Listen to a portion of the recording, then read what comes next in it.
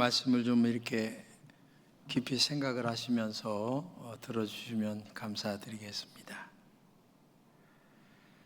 저는 은퇴하고 나서 신앙에 대하여 많은 생각을 내 스스로에게 이렇게 질문을 던져보게 됩니다. 예수를 믿는다는 것이 무엇을 말하는 것인가? 교회를 다닌다는 것이 무엇인가?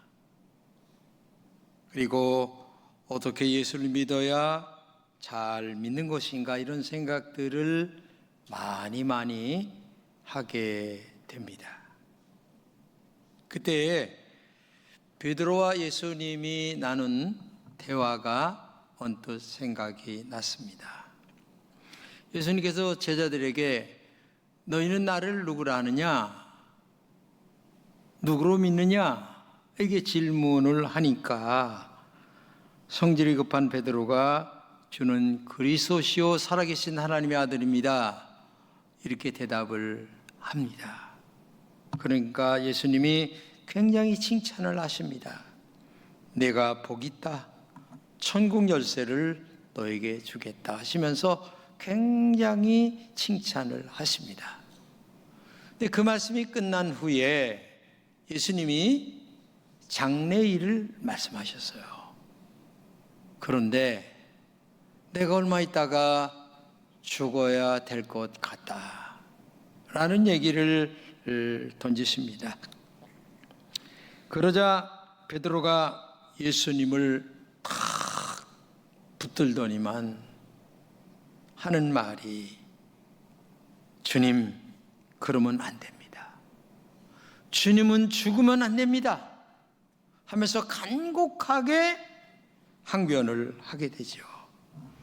그때 예수님이 던진 말이 뭡니까? 사탄아 물러가라.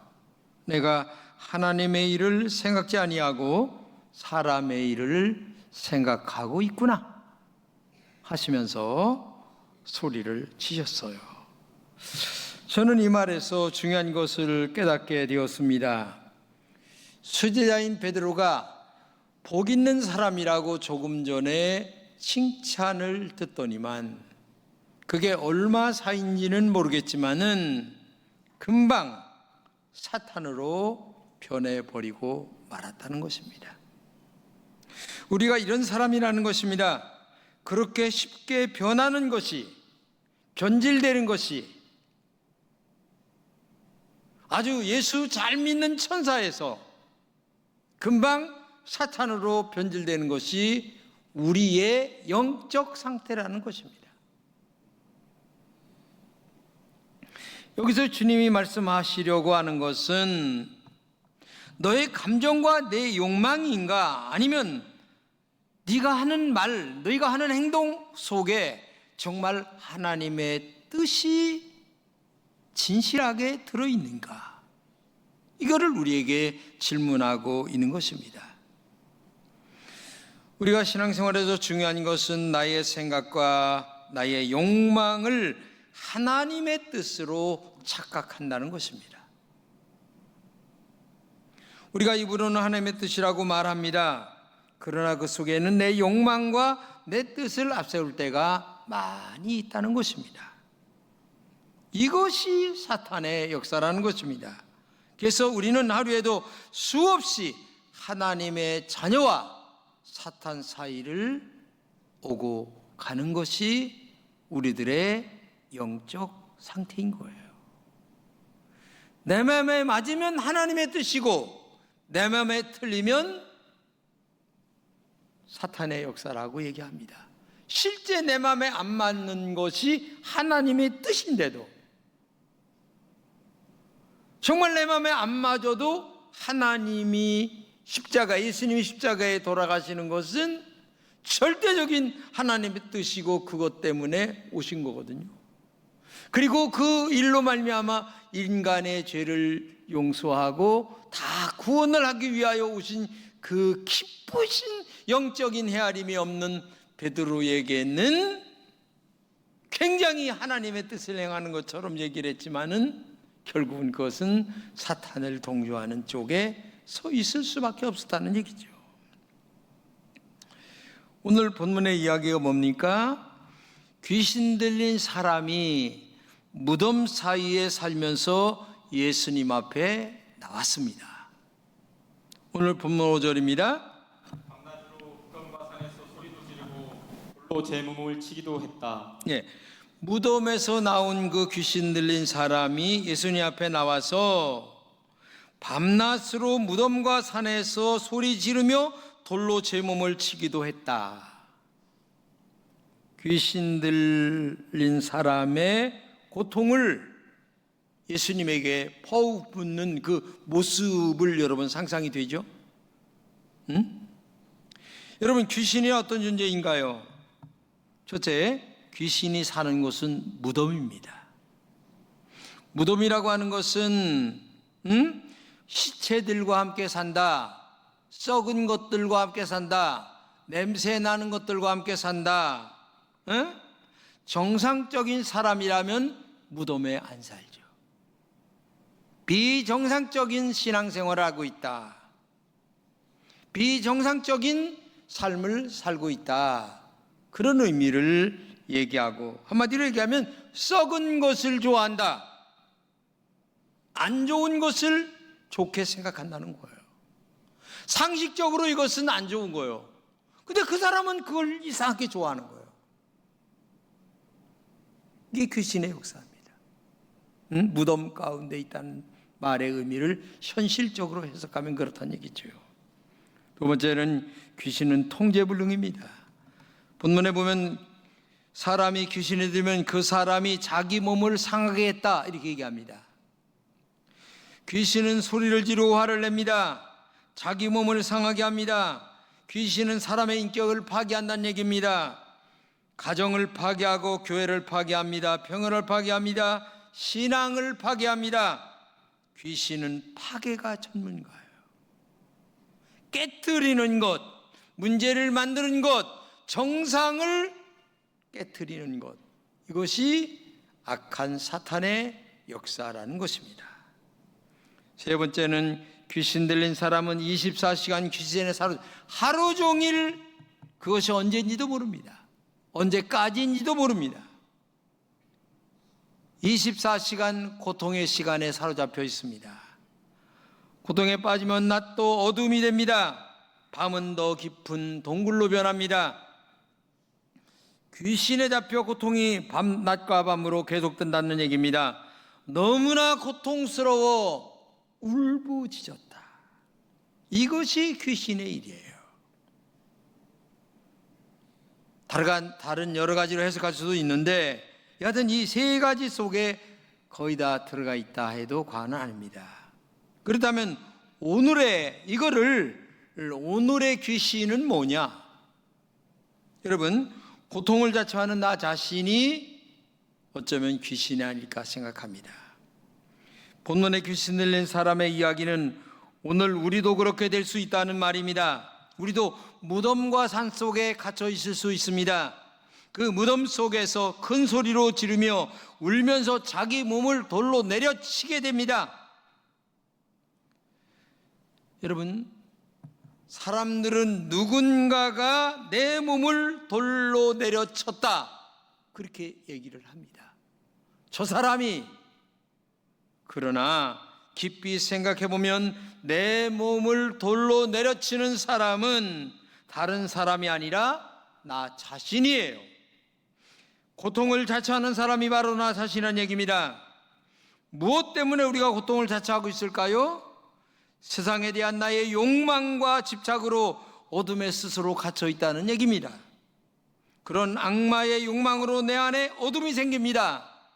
그것이 이루어지지 않을 때에 내가 내 스스로 내 몸을 돌로 내려치면서 화딱지가 난다, 왜 일이 안 될까 하면서 자기 욕망의 내면의 상태를 돌로 치면서 스스로 자기에게 화를 내며 살아가는 것이 우리들이에요.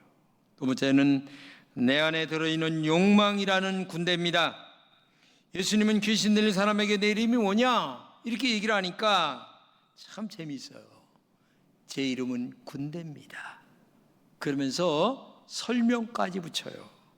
저의 수가 많기 때문입니다. 군대라고 하는 말은 한 명, 두 명이 아니라 많다, 그런 의미를 갖고 있는 거죠. 우리 속에는 꿈틀거리는 욕망이 그렇게 많다는 얘기입니다. 내 안에 고집은 누구도 꺾을 수 없어요. 그 고집의 숫자가 수백, 수천으로 모자랍니다. 내 안에 욕망과 고집이 군대처럼 강하고 많이 있다는 겁니다. 나도 모르는 사이에. 그런데 아무리 많은 욕망의 군대라도 예수님 한마디에 사라져 2000마리나 되는 돼지떼 속으로 들어가 저 갈릴리 호숫가 호수에 빠져 죽고 말았다는 얘기가 오늘 본문의 이야기입니다. 그것은 한마디로 얘기하면 빛 대신 예수님의 능력 한마디에 그 악한 영들은 떠나가고 말았다는 얘기입니다. 예수님만이 내 안에 들어있는 욕망이라는 악한 귀신들을 몰아낼 수 있다는 얘기입니다. 내가 참고 인내할 때에 조금은 견딜 수 있어요. 그러나 근본적 뿌리는 오직 예수님만이 해결할 수가 있는 거예요. 1000년에 걸쳐 쌓이고 쌓인 두꺼운 어둠이라도 촛불 하나를 켜는 동안 순간에 다 어둠이 사라지고 말죠. 그것이 빛의 힘이에요. 만물의 창조주 하나님의 능력의 빛이 내 영을 밝게 비출 때에 아무리 어두운 귀신의 역사를 할지라도 사라지는 은혜가 있을 줄로 믿습니다. 그렇기 때문에 날마다 우리는 하나님의 은혜를 사모하고 성령의 권능을 사모하는 마음이 걸어가도 불어누워도 앉을 때나 일어설 때나 늘 사모하는 마음으로 충만해져야 될 줄로 믿습니다. 세 번째는 하나님의 이름으로 위장한 영적 소리라는 사실을 알아야 됩니다. 본문에 귀신 들린 사람이 예수님을 만났을 때 하나님의 이름으로 당신께 말한다, 저를 괴롭히지 말아 주십시오 얘기합니다. 귀신 들린 사람은 놀랍게도 하나님의 이름을 들먹거렸습니다. 우리 안에서 꿈틀대는 욕망이라는 귀신의 소리란 얘기입니다. 그 욕망은 수시로 하나님의 이름을 들먹이며 우리에게 다가옵니다. 2000년 전의 성경은 이것을 말하고 있었어요. 나의 욕망인데 하나님의 뜻이라고 우리는 얘기한다는 얘기입니다. 스스로 속아 넘어가는 일이에요. 스스로 합리화하는 얘기입니다. 이것이 우리들이에요. 여러분, 내가 하나님의 뜻입니다 라고 하는 그 속에 정말 하나님의 뜻이면 얼마나 좋겠어요.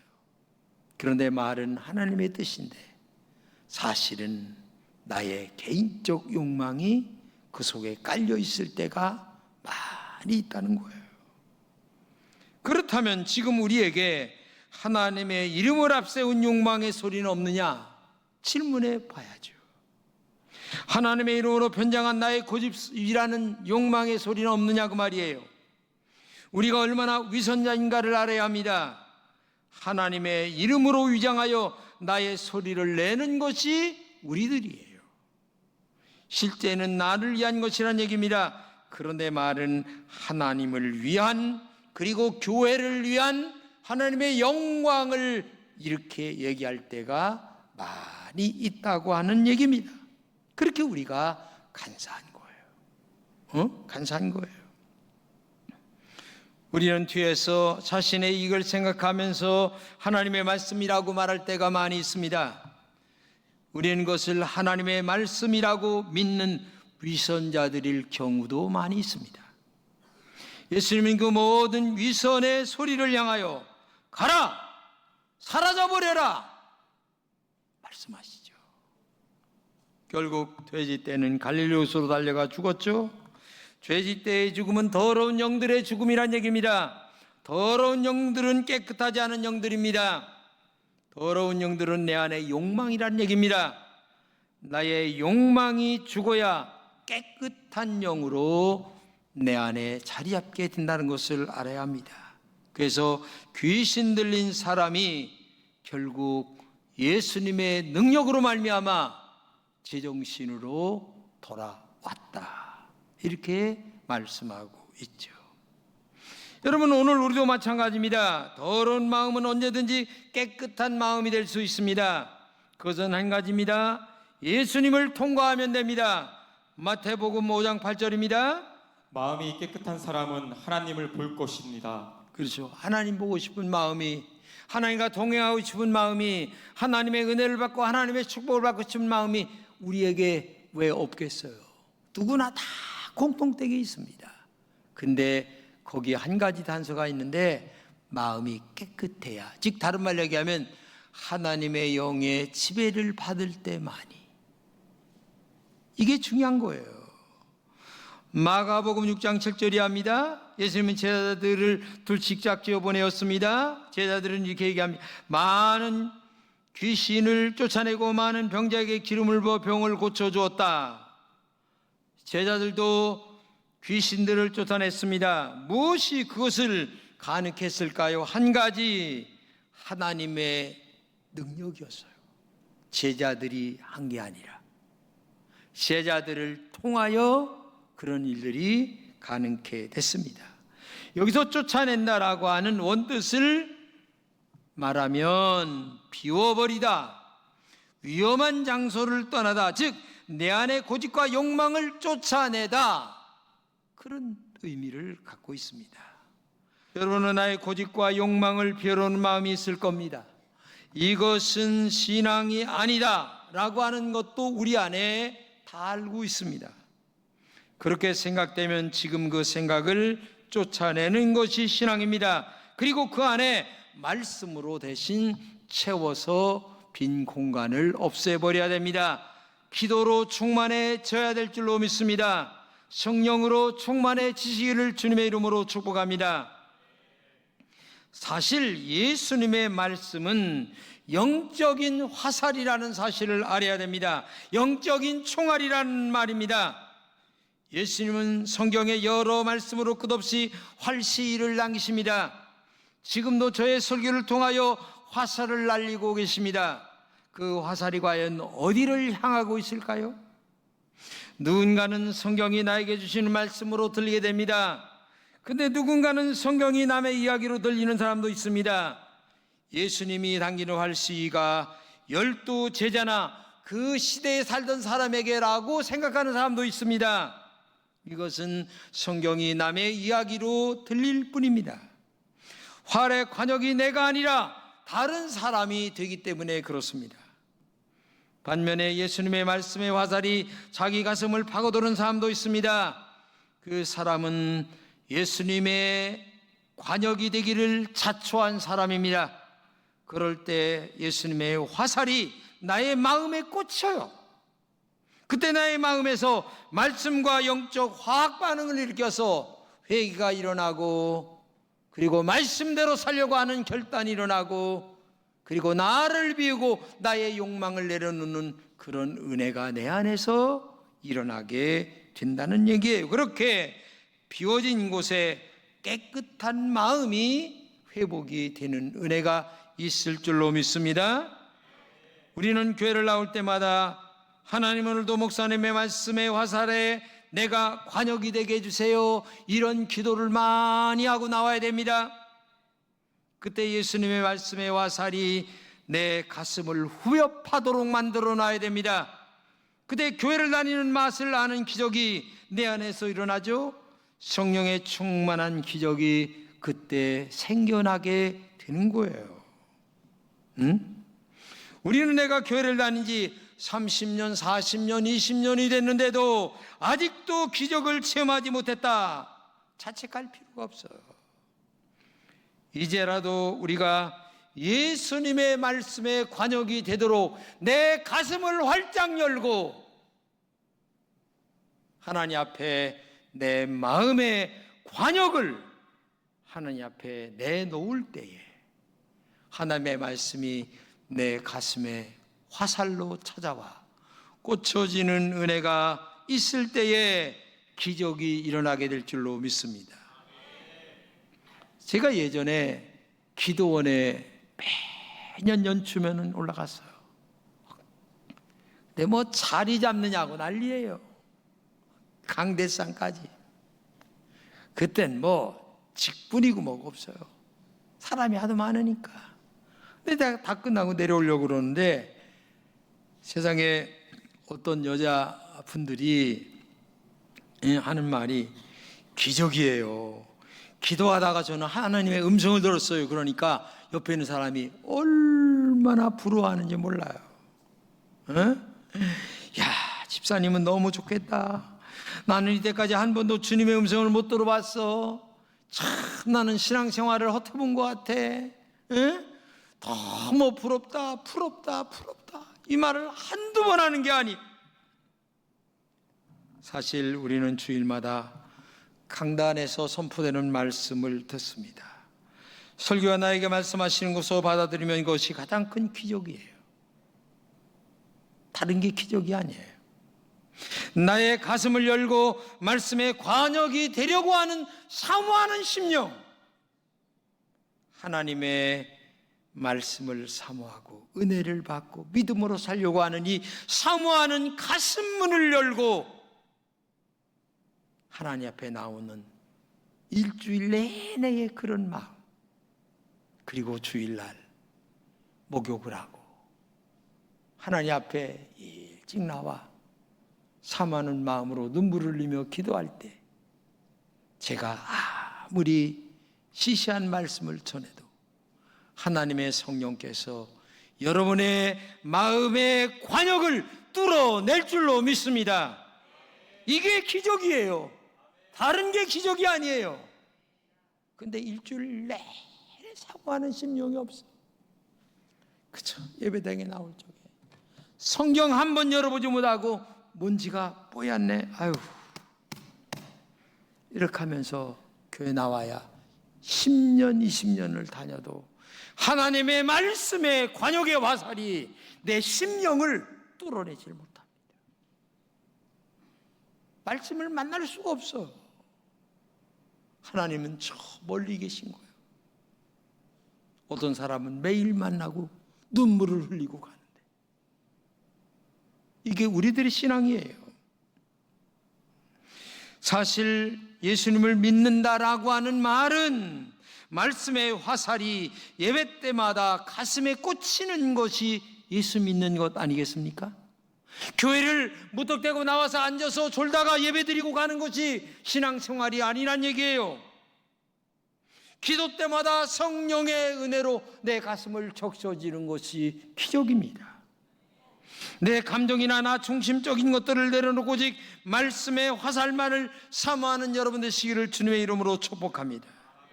그 말씀의 화살이 바로 예수님의 십자가 보혈이기 때문에 그렇습니다.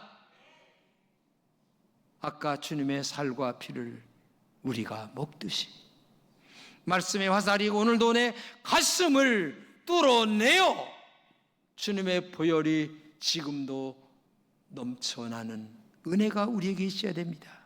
그 보혈의 화살이 내 가슴을 꽂히면 예수님의 보혈이 시뻘겋게 우리의 머리서부터 발끝까지 적시는 은혜가 될 줄로 믿습니다.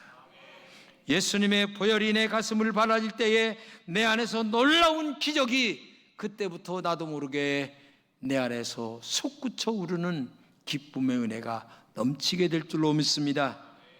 영적 화살인 예수님의 보혈로 나의 욕망과 고집을 죽여버리시기를 축복합니다. 그리고 내 안에 예수님이 사는 것이 진짜 기적임을 믿으시기 바랍니다.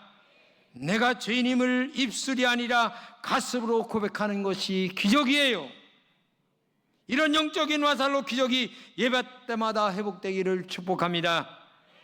이런 말씀의 화살이 기적을 체험하는 사람이라는 것을 우리는 믿으시기를 바랍니다. 그때마다 나도 모르게 예수 믿고 천당 가세요 라는 복음을 증거하는 역사가 나도 모르게 나오게 되는 거예요. 이웃집에 가서 얘기를 하고 엘리베이터에 만난 이웃들에게 그 말을 나도 모르게 하는 거예요. 전도를 안 할 수가 없어요. 저절로 되는 겁니다. 십자가 보혈이 가슴에 지금도 흘러내리기 때문에 그래요.